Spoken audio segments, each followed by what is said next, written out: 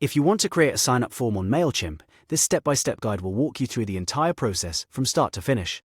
By the end, you'll know how to build a clean, customizable form that can be embedded on your website and used to collect subscribers automatically. If this video helps you, make sure to hit that like button and subscribe for more easy software tutorials just like this one. First, open your web browser and go to MailChimp. Once the website loads, sign into your MailChimp account using your email address and password. If you manage multiple accounts, make sure you're logged into the correct one before moving on. After you're signed in, look at the left-hand menu and click Forms. From there, select Other Forms. This is where MailChimp keeps different form options for your audience. Then click Create Form to start building your new sign-up form. MailChimp will now show you several sign-up form types.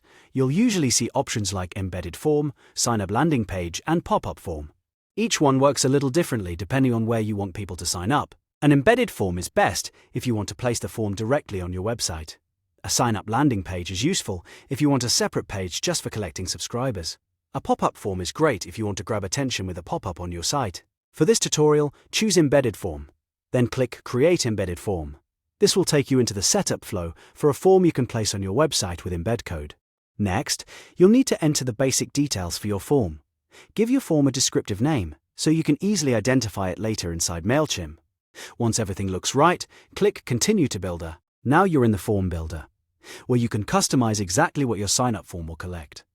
Click Form Fields to manage the fields on your form. Here you can choose which fields to include, such as email address, first name, last name, phone number, address, birthday, and company.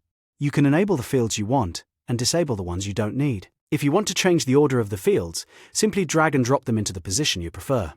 This is useful if you want the form to look more polished and user-friendly. In most cases, keeping the form short and simple helps improve conversions, so only ask for the information you really need.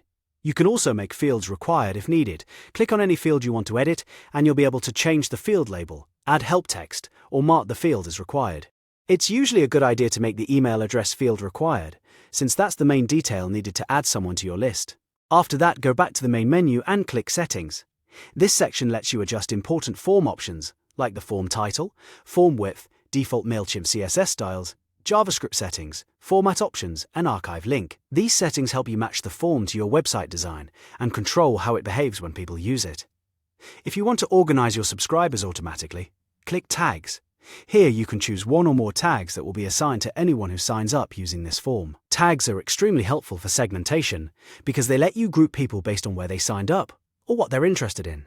You can also customize the referral badge by clicking Referral Badge. MailChimp gives you options like a light style, a dark style, or disabling the badge completely. Choose the option that fits your website design best and keeps everything looking clean and consistent. Once your form settings are ready, the next step is to generate the embed code.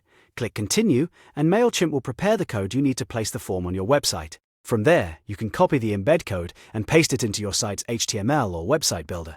After that, your MailChimp sign-up form will be live and ready to collect subscribers. And that's it.